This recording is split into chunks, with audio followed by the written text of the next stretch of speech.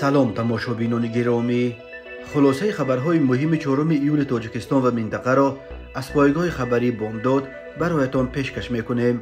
شروع میکنیم از یک نگاه کوتاه به سرخط خبر مهم روز در این برنامه. سازمان ملل بازداشت 4 فعال بدخشانی را خودسرانه نامید و آزادی آنها را طلب کرد. دادگاه مسکو مربی تاجیک علیشیر اسمتزاده را تا 28 اوگوست به حبس گرفت. در تاجیکستان نه فقط حجاب بلکه پوشیدن جنس دریده و دامن کوتاه و دیکلته هم منع شده است. گور سوزد و دیگ جوشد، بازداشت دزد در وقت سوختار در بازار قمسنگیر. در گذشت آوازخوان معروف اپرای تاجیک ادهم خالقوف. و اکنون تفصیلات خبرها. سازمان ملل متحد بازداشت 4 فعال از ولایت مختار کوهستان بدخشان را از جانب مقامات تاجیکستان همچون بازداشت‌های خودسرانه اعتراف کرد و خواستار از زندان رها کردن این 4 فعال الفتخان محمدشاه و سوربان یونویف، فراموز ارگاشوف و منوچهر خالق نظروف. همه این فعالان سال 2022 در جریان سرکوب اعتراض‌های بدخشان دستگیر و به مهلت از 10 تا 29 سال محکوم به زندان شدند. از ده تیوی یک پایگاه خبری مستقر در اروپا روز 3 ایول سال 2024 خبر داد که گزارش درباره این 4 فعال بدخشانی از جانب گروه کوری در مورد بازداشت‌های خودسرانه سازمان ملل متحد در اجلاس 99 این نهاد قبول و در سامانه سازمان ملل در 2 حجت نشر شده است. بنا به این منبع در قرار این گروه گفته می شود که بازداشت روزنامه‌نگار الفتخان محمدشاه و صاحبکار و فعال جامعه شهروندی از نویه رشقله سوربان یونویف، این چنین حقوقشناس فراموز ارگاشوف و منوچهر خالق نظروف خلاف طلبات اعلامیه عمومی حقوق بشر، پیمان حقوق کودک و حقوق انسان و پیمان بین المللی حقوق شهروندی و سیاسی بوده به این دلیل بازداشت خودسرانه ارزیابی می شود. گروه کوری سازمان ملل در مورد بازداشت‌های خودسرانه از مقامات تاجیکستان دعوت کرده است که این 4 نفر را فوراً آزاد کنند و بر اساس قوانین بین المللی به آنها حق جبران و دیگر شکل‌های جبران پولی را فراهم کنند. این گروه همچنین از حکومت تاجیکستان طلب کرده است که تفتیش پوره و مستقل وضعیت را که به خودسرانه از آزادی محروم کردن این شخصان آورده است تامین نمایند. مقامات تاجیکستان تا حال به خلاصه گروه کوری سازمان ملل واکنش نشان نداده است، اما در گذشته مقامات دوشنبه طلب‌های قبلی این گروه را در مورد آزاد کردن چندین زندانیان سیاسی از جمله محمد علی حید، زید سعیدوف، سید عمر حسینی، محمد روزی اسکندروف، بزرگمیر دیاروف، مقصود ابراهیموف و دیگران را اجرا نکرده بود. در دوشنبه می گفتند که قانونگذاری تاجیکستان بر اساس تقاضای سازمان‌های بین المللی از جمله سازمان ملل عوض کردن حقوق‌های صادر کرده دادگاه این کشور را اصلا پیش بینی نمی کند. بر علاوه در دوشنبه اصرار می ورزند که گناه این نفرانی که سازمان ملل آزادیشان را طلب دارد در دادگاه اثبات شده است و حکمشان بازنگری نخواهد شد. باید گفت فعالان زاده بدخشان الفتخان محمدشاه و سوربان یونویف، فراموز ارگاشوف و منوچهر خالق نظروف پس از تظاهرات آسایشته مردم این ولایت مختار و قتل دهها تن از جانب حکومت در سالهای 2021-2022 بازداشت گردیدند و تا امروز دهها سازمان بین المللی و کشورهای غربی آزادی آنها را طلب دارند. ماه می سال 2022 مقامات تاجیکستان اعتراضها در بدخشان را با استفاده از نیروی ویژه مسلح سرکوب کردند. در جریان سرکوب اعتراضها بیش از 30 نفر کشته شده.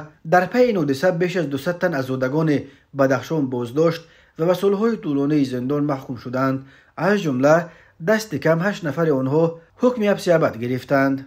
فراموز ارگاشوف به 29 سال زندان، الفتخان محمدشاه و به 20 سال زندان، منوچهر خالق نظروف به 16 سال و سوربان یونویف به 10 سال زندان محکوم شدند.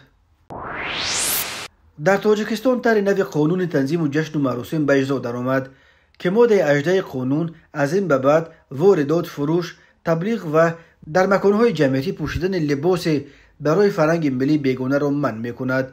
اما لباس برای فرهنگ ملی بیگانه چی معنی دارد؟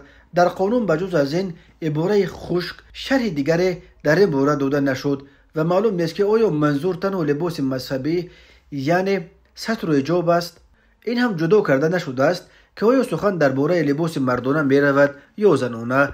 از این لحاظ برخی در تعجب افتادند که مگر آن لباس ملکی اروپایی از جمله کاستوم و دامن‌هایی که برای مثال منصبداران، کارمندان اداره‌های دولتی یا دانشجویان می‌پوشند، مگر نمی‌تواند همچون لباس به فرهنگ ملی بیگانه ارزیابی شود؟ آزیا پلوس از روز قبول این قانون از سوی مجلس نمایندگان در طول بیش از یک ماه تلاش کرد تا شرح وکیلان پلات پایانی پارلمان درباره این قانون از سوی خود آنها قبول شده را به دست بیارد که آیا در واقع لباس به فرهنگ ملی بیگانه کدام لباس است و این قانون نو مشخصاً ممنوع پوشیدن کدام لباس را در نظر دارد. تنها بعد آنکه روز 22 میون سال 2024 پرزیدنت تاجیکستان امامعلی رحمان به این قانون بحث برانگیز امضا گذاشت، وکیل مجلس نمایندگان موجب خان جعفری در مصاحبه با آزیا پلوس شرح داد که منظور فقط منع ستر و حجاب نیست، بلکه پوشیدن برخی نوع‌های از ستر باز لباس اروپایی نیز در تاجیکستان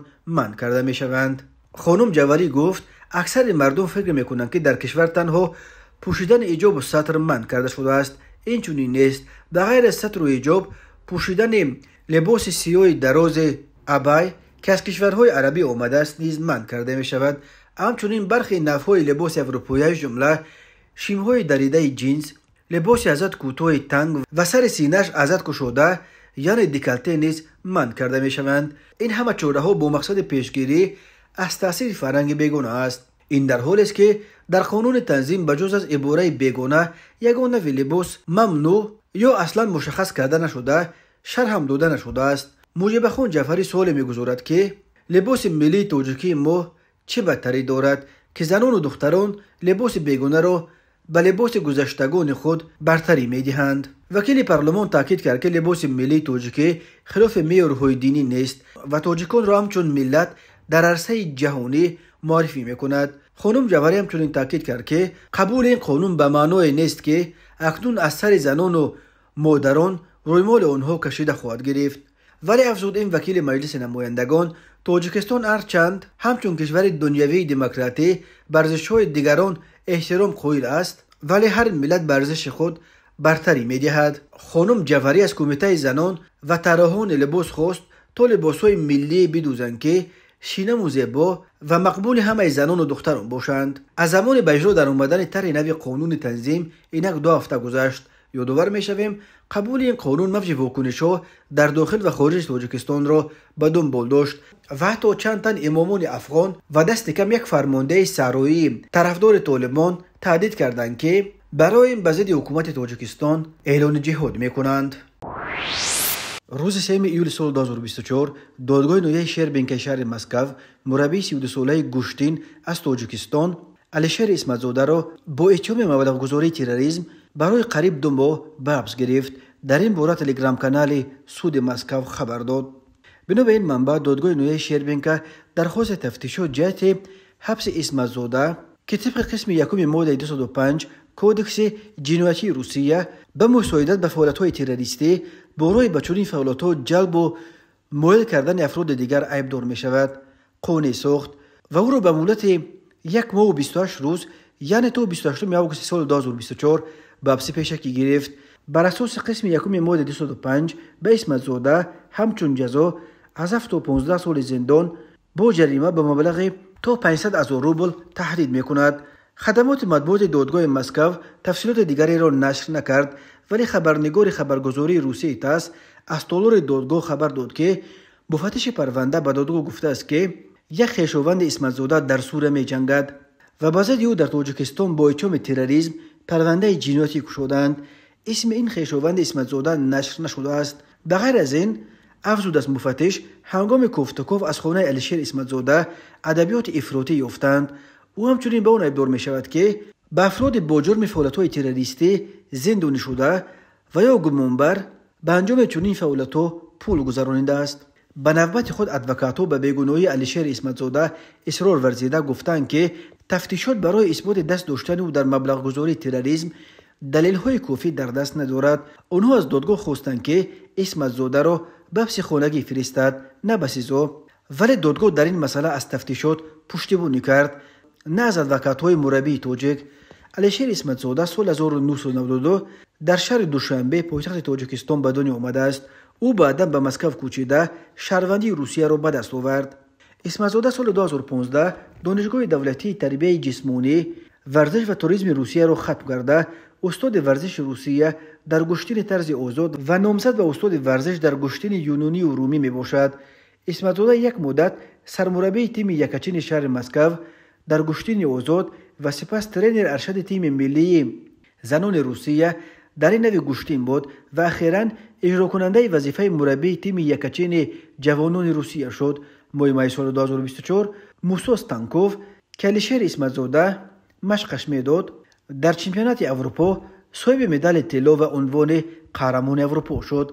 روز 1 یولی سال 2024 مقامات حفظ حقوق روسیه به دادگاه نویه شهربین شهر مسکو جهت بحث پیشکی گرفتن مربی گشتین طرز آزاد اسمت زاده علیشیر کمال‌الدین درخواست دادند. در فدراسیون گشتین ورزشی روسیه بازداشت علیشیر اسمت زاده از جانب مقامات حفظ حقوق را تصدیق کردند. برای ما این خبر شوک برانگیز بود ولی متاسفانه این راست است، گفته است نماینده این نهاد ورزشی. تماشابینان عزیز، یادآور می‌شویم خلاصه مهمترین اخبار تاجیکستان را از پایگاه خبری بامداد تماشا دارید. برنامه را ادامه می‌دهیم. ادهم خالقوف هنرپیشه مردمی تاجیکستان و ازبکستان، آوازخوان معروف اپرای تاجیک، روز 3 ایول سال 2024 در سن 76 از عالم چشم پوشید.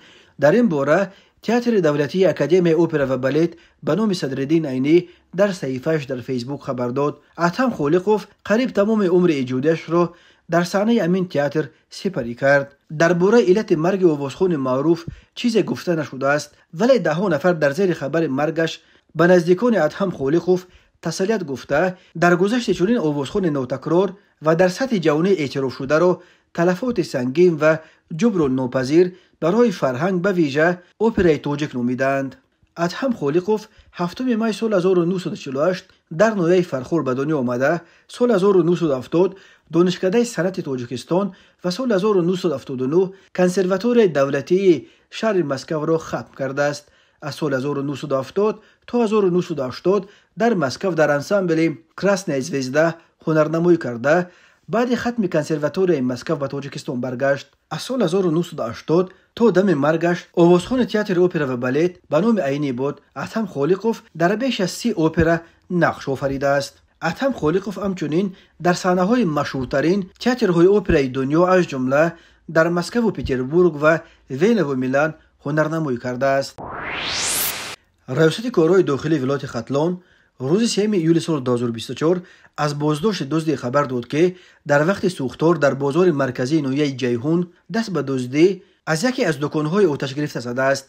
ملیسای ختلان گفت وقتی شب 1 به 2 ایول سال جاری در بازار مرکزی نویه جیهون ولایت ختلان حادثه سوختار به عمل آمد، در برابر سوختار نشانها هیئت بزرگی از کارمندان میلیشیا جهت تامین ترتیبات به جای حادثه سفربر کرده شدند. هدف سفربر نمودن کارمندان میلیشیا این کمک رسانیدن به دسته‌های سوختار خاموش‌کنی، امین نگاه داشتن محصولات از سوختار، خلل نرسانیدن شهروندان به رفت فرو نشاندن سوختار و پیشگیری از کوشش‌های ربودن مال و محصولات صاحبکاران بود. در وقت خدمتبری تقریبا ساعت 4 صبح شهروند کریموف عبدالوهاب هوجیویچ سال تولدش 1983 زاده نویه جیهون شهرک دوستی عائله‌دار صاحب 5 فرزند از جانب کارمندان میلیشیا در وقت صادر نمودن جنایت دزدی در موضع‌های از سوختار ضرر دیده دستگیر کرده شد. وابسته به حالت مذکور نسبت به دستگیر شده طبق طلبات ماده 244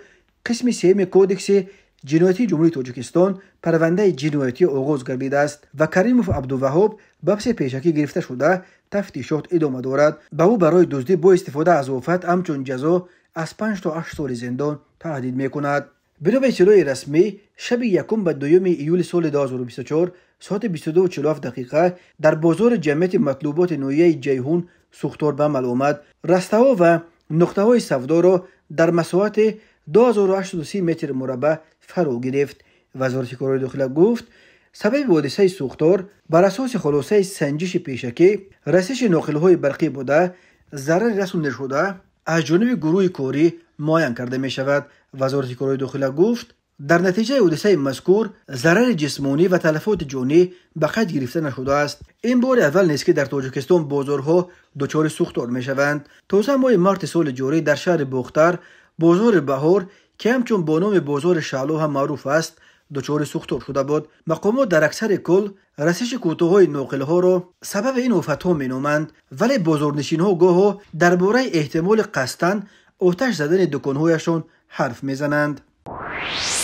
1 ایول سال 2024 تقریباً ساعت‌های 16:30 راننده اتومبیل تمغه مرسدس زاکیروف الهام جان سال تولدش 1987 ساکن شهر کولوب هنگام حرکت از سمت شهر ترسونزاده به سمت شهر دوشنبه در حدود جماعت دیوت نواباد شهر ایسار پیاده‌گرد نعمتوف اعظم سال تولدش 1959 ساکن شهر ایسار را که گرفتار بیماری روحی بود پخش نموده است.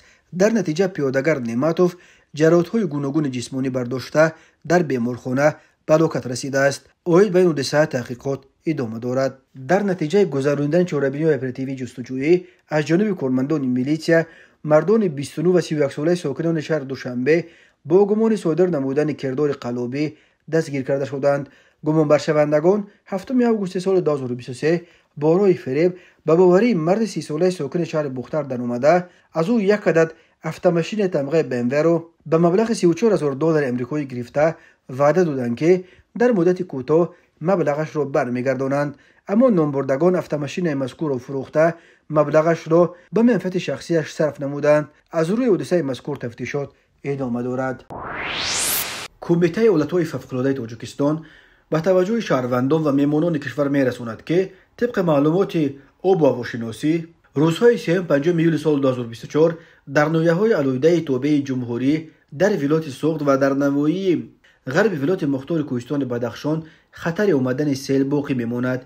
علاوه بر این روزهای 1 ایول سال 2024 در یک قطار نواحی ولایت ختلان، ناحیه‌های تابع جمهوری و شهر دوشنبه بنابر تغییریابی آب و هوا طوفان گرد و غبار در نظر است. این میتواند باعث آلودگی هوا گردد.